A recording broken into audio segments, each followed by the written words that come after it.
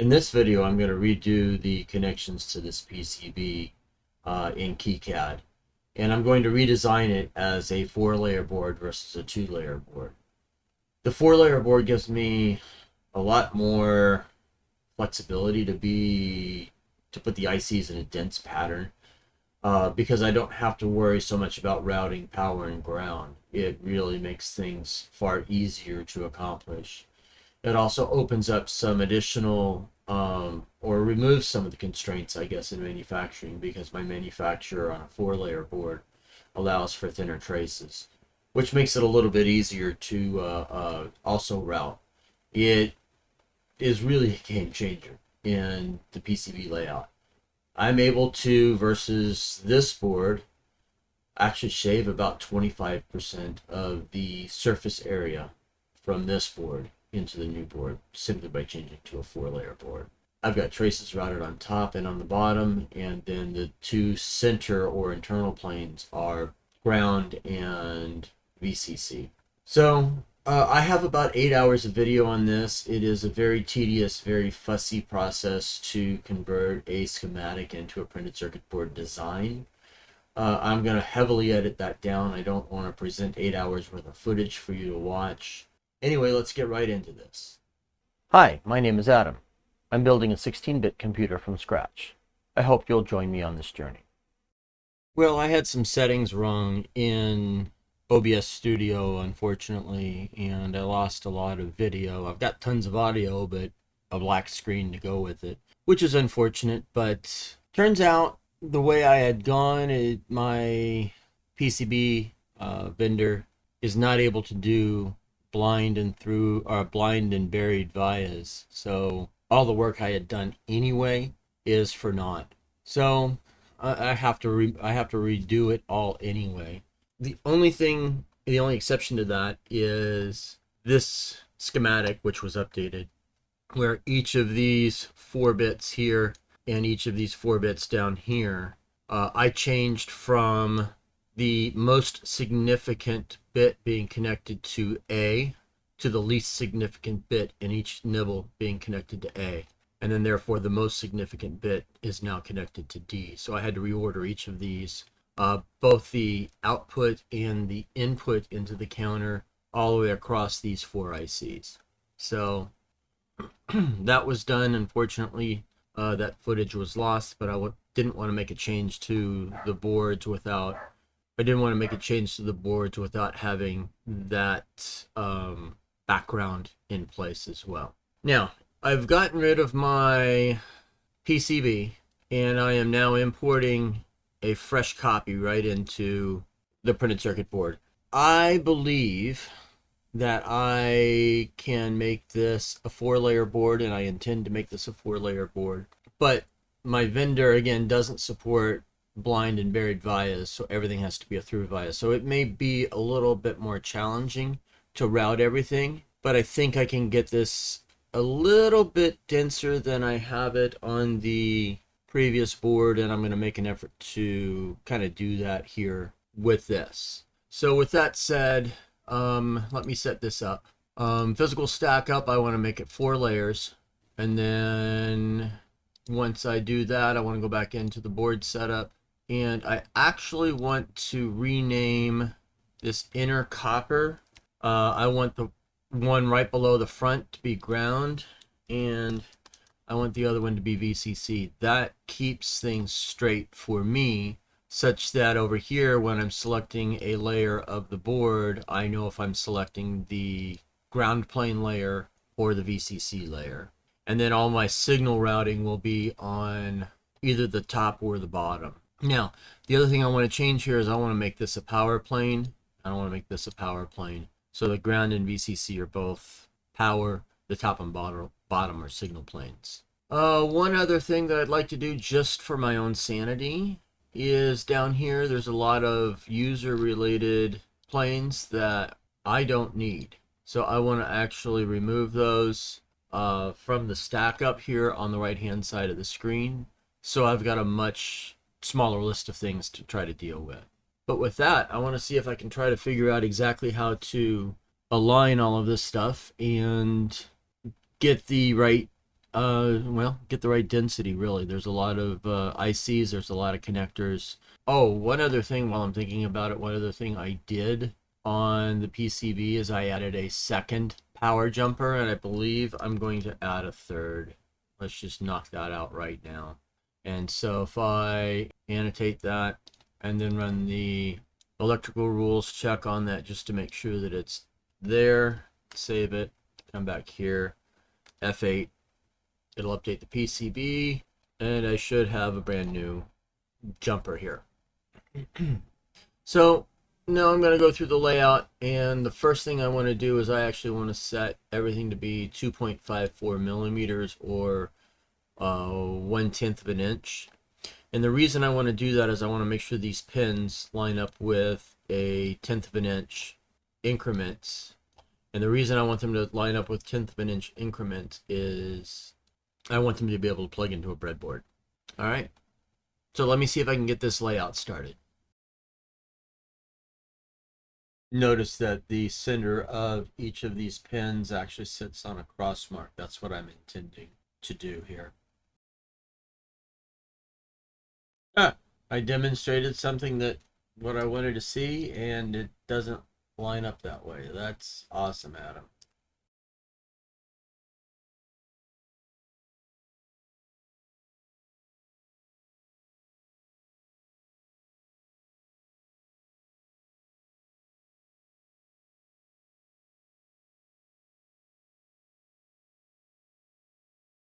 So 4 is the most significant bit. U4 has the most significant bit. So now I'm going to change my grid spacing to be 0.127 millimeters. That gives me the ability to slide things a lot better and get them a lot closer.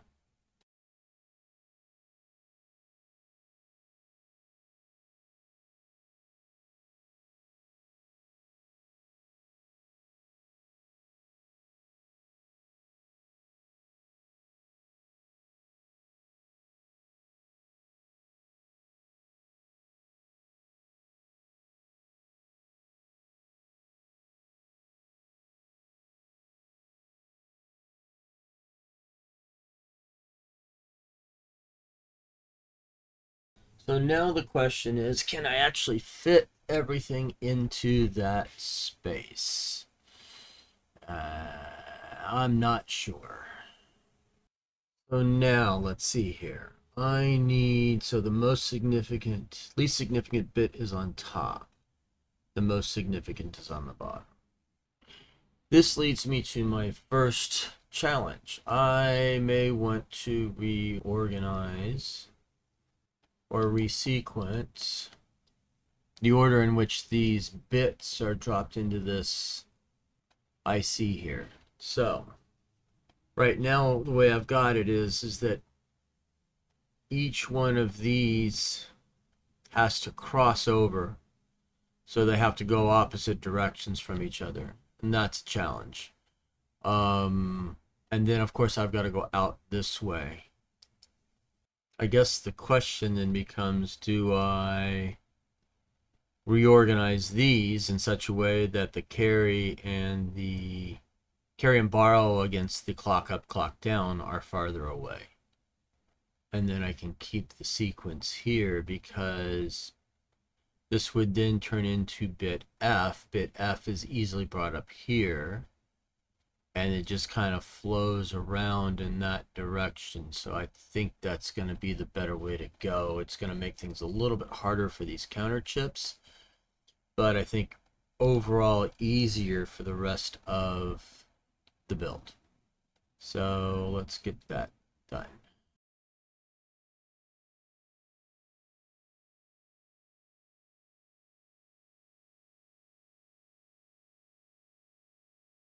Now, the other thing that then creates a problem with these two, but I believe I can solve that by just simply rotating them.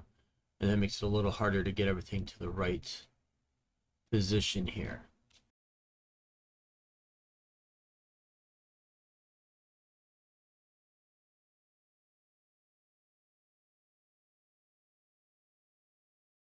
Alright, so I missed the register, which needs to go before all of this. So let's see here. I should be able to move all of that to the right, really giving enough room for that to go into. So give me a sec here, and then I can pick up these two and move it and drop them in here. So that should help.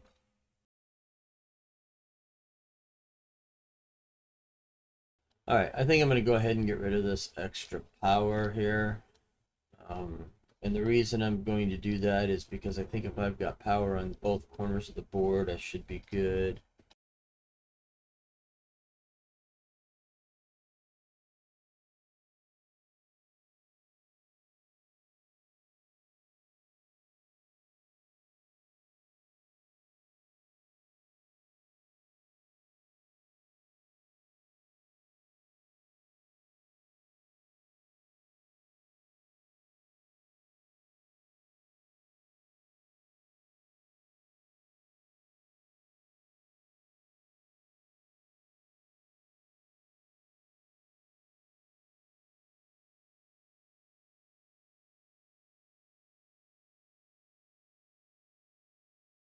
Well, I've got the wrong thing hooked up to the wrong thing, obviously, here. So I need to go back and I think what I need to do, I'm going to save this, but I think what I need to do is go back and actually annotate some of these lines here. So what I can do is I can annotate that line like that.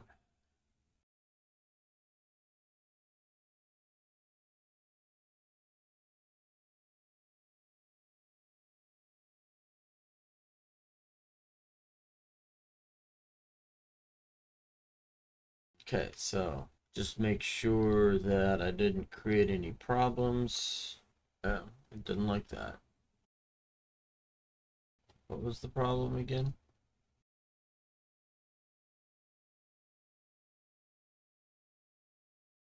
Pins of type tri-state are connected.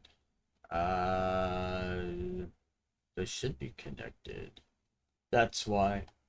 Okay, so I put the wrong name on it, so that's why it's that's why it's giving me a problem.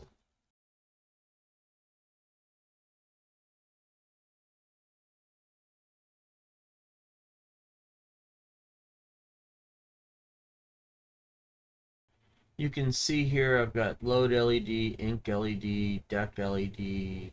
These are all coming from the individual ICs, and now I can identify them a little bit better. Let's go do the same thing for the bit outputs here. Where are those?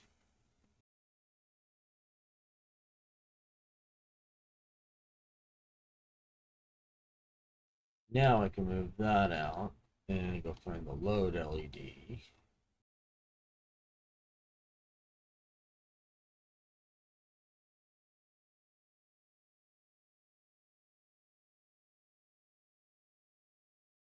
Okay, well, everything's placed. Well, almost everything. I've got the capacitors and resistors that I've got to get dealt with. So let's, I guess, deal with those. Yeah, I guess one thing I should look at here is C1 still this, and I want that to be C2. So it occurs to me that building the breadboard is relatively simple and compared to the fussiness of laying out the PCB, for sure. Because I probably could have done 3 or 4 of them on breadboard by the time I've done all of this work. Now this is this thing that I missed on the previous iteration, where I had to actually pay very close attention to exactly how these ICs were placed, because I didn't have any markings to indicate where pin 1 should be.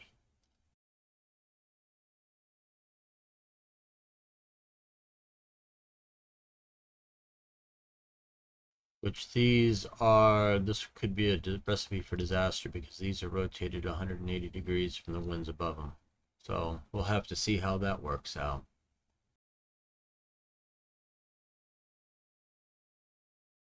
always put the text rotated relative to pin 1.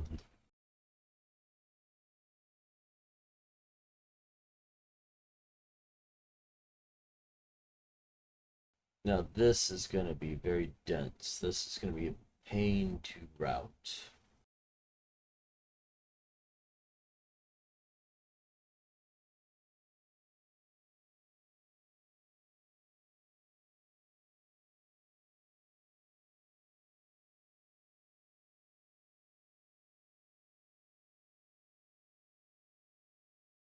Now I don't know why I feel the need to make sure that the U references and the C references align. There's no real need for it other than my own personal OCD. Next are the current limiting resistors, which are associated with each of the LEDs. Now, the challenge here is I can put a via here very easily, but this ground ref may become a problem because I may need to pull this out to a different location or tie it all together with a very thick band and then pull it out to a single via someplace to allow it to get to the ground plane. So that'll be interesting to play with. Now I know that zooming in and zooming out like that is going to make people dizzy because at least at high speeds it'll make me dizzy as well. So I'm going to do my best to cut those out, or at least make it less offensive as I'm doing that, as I'm editing.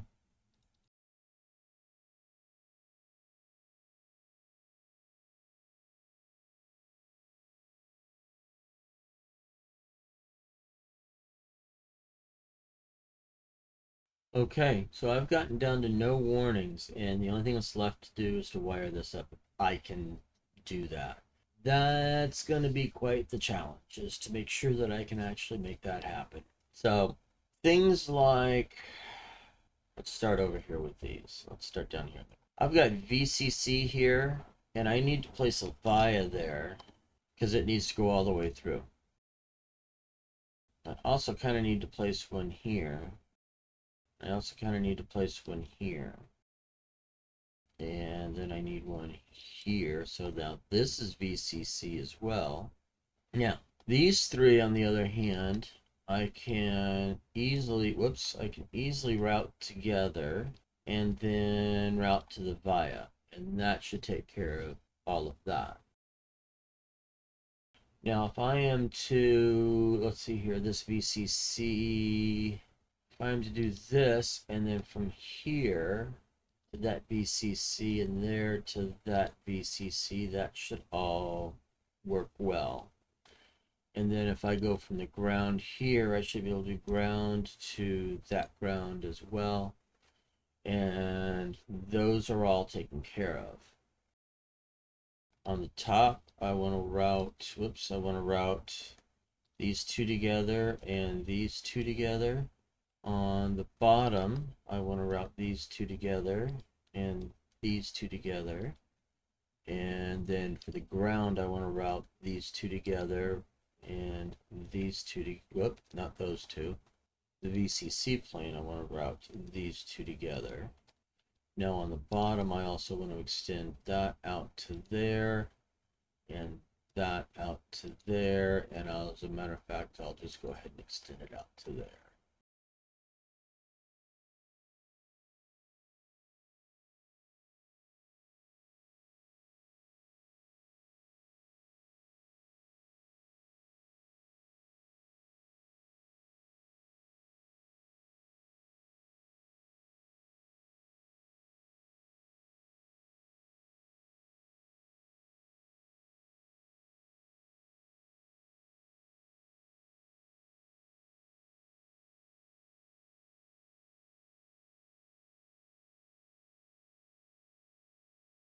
I realized that for a 4-layer board, I actually get thinner traces and thinner spacing in between each of the traces. So I went up here to my board setup changed my default for clearance and track width. Power I left the same, and I added 1/100 of a millimeter, so I'm at a 1/10 of a millimeter track width, a 1/10 of a millimeter clearance. And then, so if I come down here and select only track, so that when I hit Control A, and then I go to properties, I can use net class widths for the track width, etc. And it changed the entire schematic to have this new track width, which is fantastic. So that now also gives me a little bit more room so that I can put additional traces in and potentially alleviate some of this congestion back here, getting traces all the way out. For example, if I needed to route, say for example, this, well, I can't quite fit through there, but I can get potentially out this way if I absolutely needed to. Well, it just so happens to be that particular trace. So it's letting me cross over and do different things. The other thing it allows me to do is, if you look in between those two vias, before I could not get a trace between the vias. Now I can get a trace between the vias. That opens up a whole different world for me now, as far as getting things out. So I should be able to now worry very little about getting things out. If I turn off the two inner copper layers, I should be able to get all kinds of stuff routed properly now and have a lot more room to do it. So that, like I said, that one's a game changer, and I think I'm going to end up in a much better position here. So if I go back up here and I start looking at what it takes to get this done up here, I should be in much better shape. I believe I can even get two traces actually in between each of these. So for example, D should also be able to come up here, and yeah, I can get two traces through one in between two pads. So that's a brilliant thing.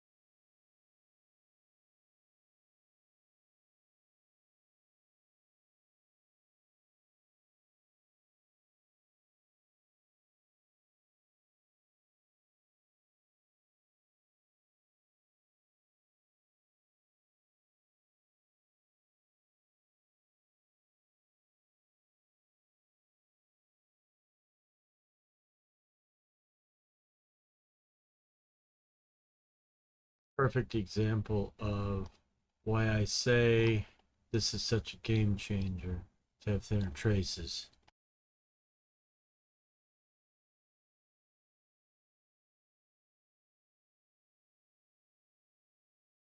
My ability to get all of this stuff routed like this is amazing.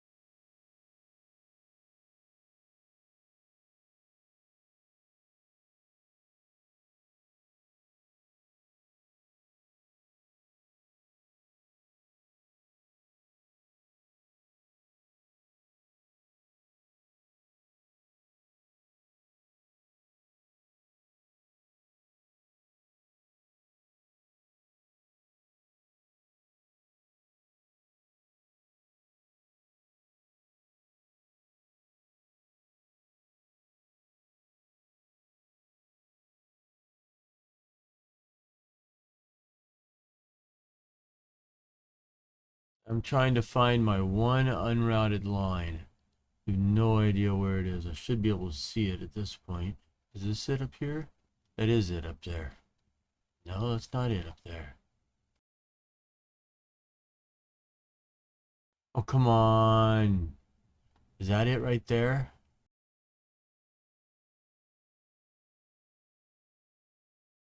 Clean up tracks and vias. Save. Let's run a design rules check. 2 errors. Where is it?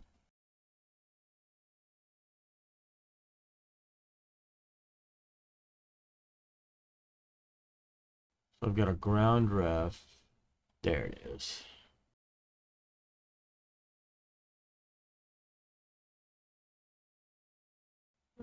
Run that again. There it is. All done. That's dense. Let's look at it in 3D.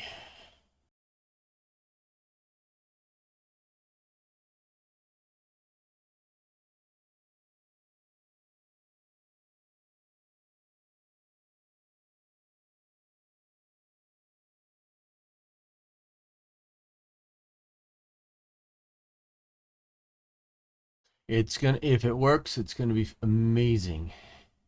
And I actually have extra real estate. Yeah, I'm pleased with this. Quick calculation here. It's 28% smaller than the previous board, amazingly enough. I think that's gonna work well for me. The last thing to do here is to add copper fills. And so let's do that.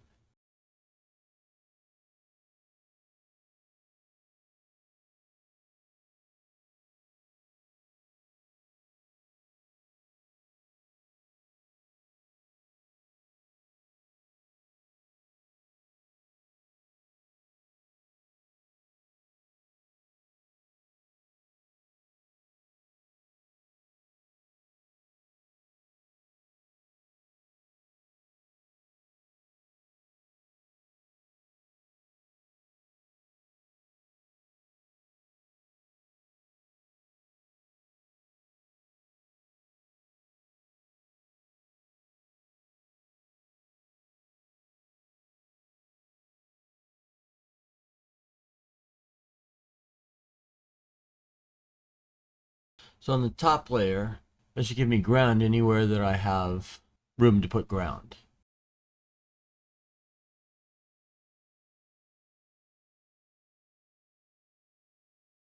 Let's do the same thing for the second layer. Actually, believe it or not, we can do all three of those layers as ground. And so let's just redo that. I'm finding it far easier to zoom out and then zoom in on the point that I need to connect. And then the last thing I need to do is I need to place a filled zone, and I want to do that on VCC. I want it to cover the same space.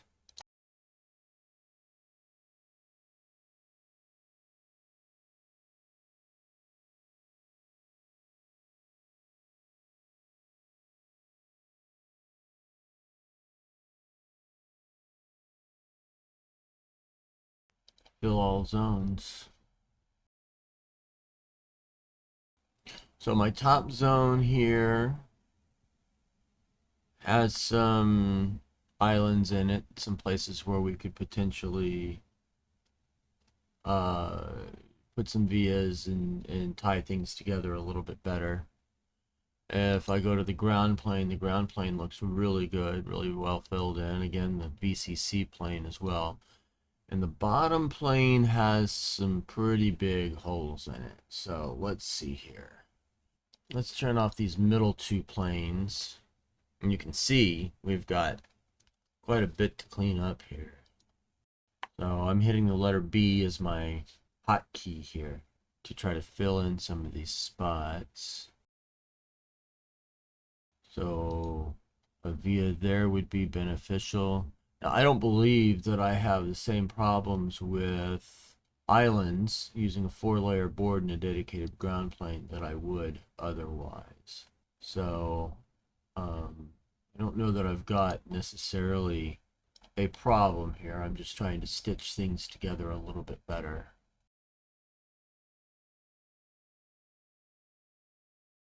Looking at it from the top. Let's see here. I've got a spot up here. I can put a via in and get a little bit more coverage. Gives me a little bit better. Not a lot that I can do here.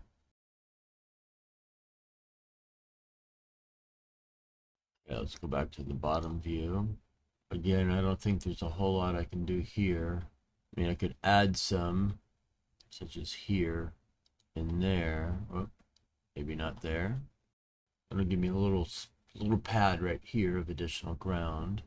But I don't know that I'm going to get much better than this. Now, the good news is, if I look at the VCC plane and turn off everything else, you can see I've got these huge spots where ground and the vias come through, so they're not actually connecting, which is good. And then if you look up here, I've got VCC, which is properly getting out onto that plane. Similarly, if I look at the ground plane in the middle, it's just a full plane, which is appropriate. So that's good. That's a good solid copper fill for this board.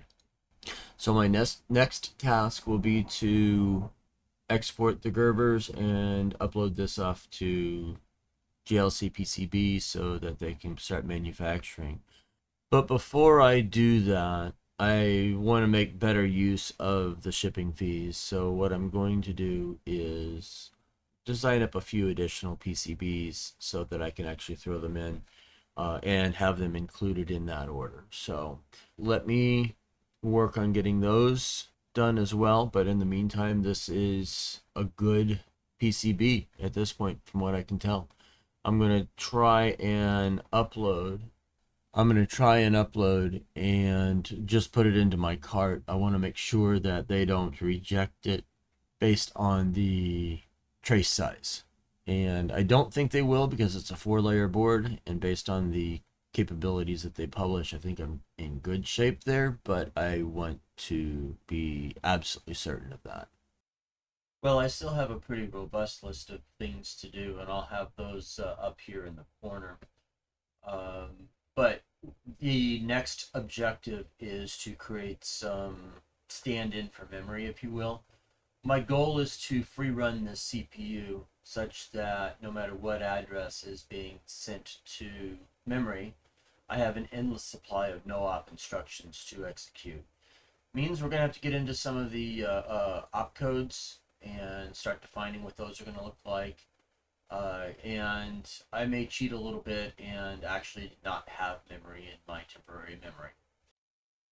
Thank you. We'll see you soon.